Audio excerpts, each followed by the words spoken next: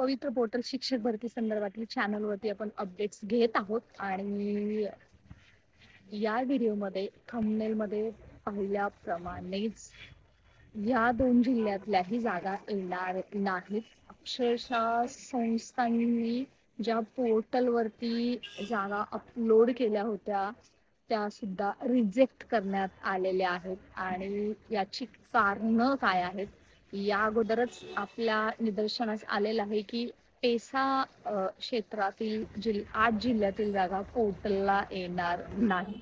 कारण मावळकडे असं सांगितलं जात होतं की त्यांच्यासाठी मंत्रालयातून निर्देश आले नाहीयेत की SC-BC आरक्षणानुसार कशा पद्धतीने चेकिंग करावं.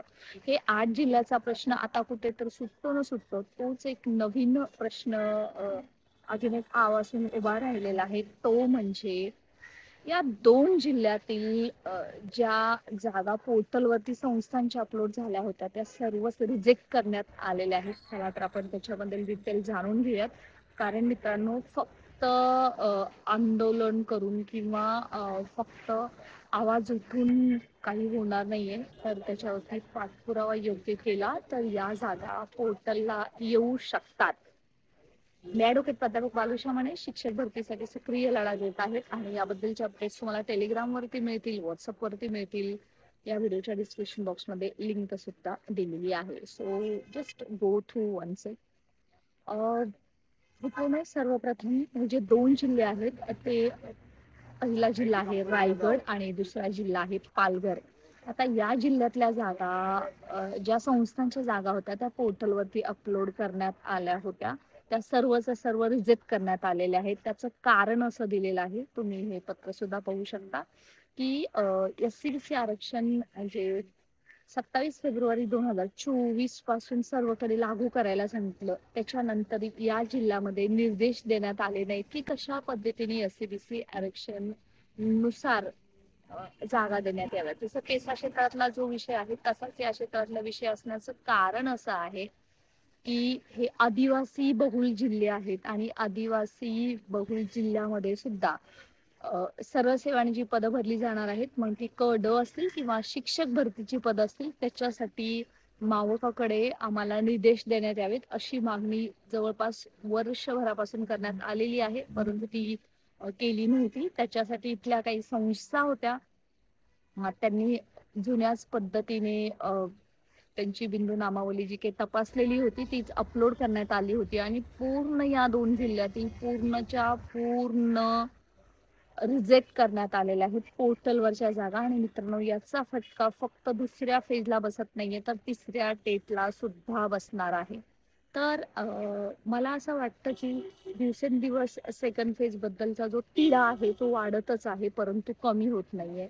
सध्या 8 जिल्ह्यांमधील जागा येतील का पोर्टलला असाही प्रश्न आहे. कारण पेसा क्षेत्रात सुद्धा एक कोर्ट केसचा तो मॅटर तर आहेच परंतु तिथे कशा पद्धतीने पोर्टलला जागा देण्यात येतील हा एक प्रश्न होता. त्याला अजून उत्तर मिळालेलं नाहीये आणि त्या जागा येतील की नाही हे सांगता येत नाहीये. कारण मुख्यमंत्र्यांच्या सहीनं ते लेटर मावळकडे जायला हवं. त्याशिवाय मावळ इथली जे रोस्टर तपासणी आहे ती करणार नाहीये. असाच प्रकार अजून 2 जिल्ह्यामध्ये घडत आहे तो म्हणजे रायगड आणि पालघर.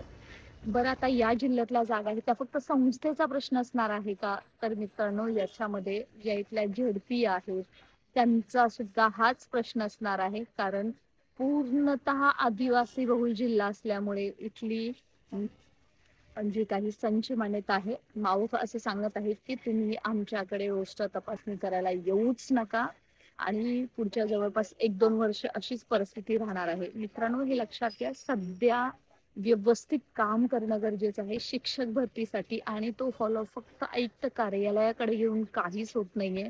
जर योग्य आपल्याला रिझल्ट हवा असेल तर त्याला मंत्री महोदय माननीय शिक्षण मंत्री असेल आणि मंत्रालय हाच पर्याय राहतो. कारण दिवसेंदिवस हा तिढा मात्र वाढतच आहे परंतु सुटत नाहीये.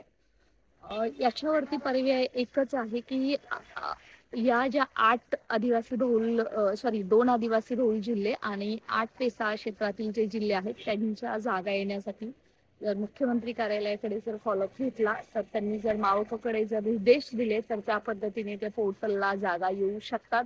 त्याला कोर्ट केस असं म्हणजे मॅटर ठरणार नाहीये, हे पण लक्षात घ्या तुम्ही. त्यामुळे हे फार गरजेचं आहे की योग्य पाठपुरावा केला तर पोर्टलला जागा नक्कीच वाढतील, यात म्हणजे शंकाच नाहीये.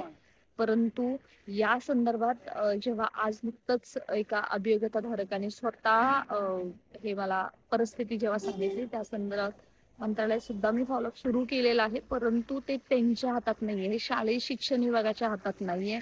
हे सर्वसर्वी जो निर्णय आहे तो मुख्यमंत्र्यांच्या हातामध्ये असल्यामुळे सध्या आपलं काम तसं करायला लागणार आहे. त्यामुळे मला असं वाटतं जे उमेदवार 1-2 मार्कांनी राहिलेले आहेत त्यांनी आता याच्यावरती 100% काम करायला पाहिजे. नुसतं रस्त्यावरती बसून आंदोलन करून काहीही होत नाही. फक्त म्हणजे असं स्टंटबाजी करत बसण्यापेक्षा मला असं वाटतं जर ज्याला खरंच नोकरीची गरज आहे त्यांनी याच्या पद्धतीने फॉलोअप घ्यायला सुरुवात करा. पोर्टलवरती जागा वाढणार आहेत, वाढतील. पोर्टलला ज्या काही संस्था आहेत, स्थानिक स्वराज्य संस्था, त्या जागा देणार नाहीत असं जे काही नरेटिव्ह पसरलं जातं ते एकदम चुकीचं आहे. परंतु खूप कमी जागा येतील सध्याच्या 2024च्या संचमान्यतेप्रमाणे. आणि दुसरं जो रिझन आहे ते असे काही मावकलकडे यांनी निर्देश न दिल्यामुळे ते सुद्धा अँसरलेस आहेत. सो या सर्वांची उत्तरं जर मिळवायची असतील आणि ज्यांना असं वाटतंय की आपल्याला जॉब पाहिजे असेल त्यांनी स्वतः याच्यामध्ये उतरा आणि याच्यासाठी फॉलोअप घ्यायला सुरुवात करा. कोणाची वाट पाहू नका, कारण नोकरी आपल्याला मिळणार आहे. पुढचा व्यक्ती काय सांगतो, कशावरती विश्वास ठेवायचा त्यापेक्षा एकदा तुम्ही स्वतः जाऊन झेडपीला जाऊन एकदा विचारलं, तिथं स्वतः जाऊन पाहिलं तर मात्र याच्यातून तुम्हाला नक्कीच रिझल्ट भेटेल. आणि अशाच महत्वपूर्ण अपडेट्ससह स्टे कनेक्टेड. आणि सर्वात महत्वाचं, एक विश्वास कोणावरती ठेवायचा तर तुमच्यावरती आहे, परंतु जो सामान्य अभियोग्यताधारक आहे, जो मंत्रालयात पोहोचू शकत नाही, आयुक्त कार्यालयात पोहोचू शकत नाही, त्यांच्यासाठी तर ही खूप महत्वाची गोष्ट असे की कोणी तर माहिती सांगते म्हणून ते विश्वास ठेवतात. परंतु जोपर्यंत तुम्ही हा लढामध्ये स्वतः उतरणार नाही तोपर्यंत सेकंड फेजला किती जागा येतील हे कोणीच सांगू शकत नाही.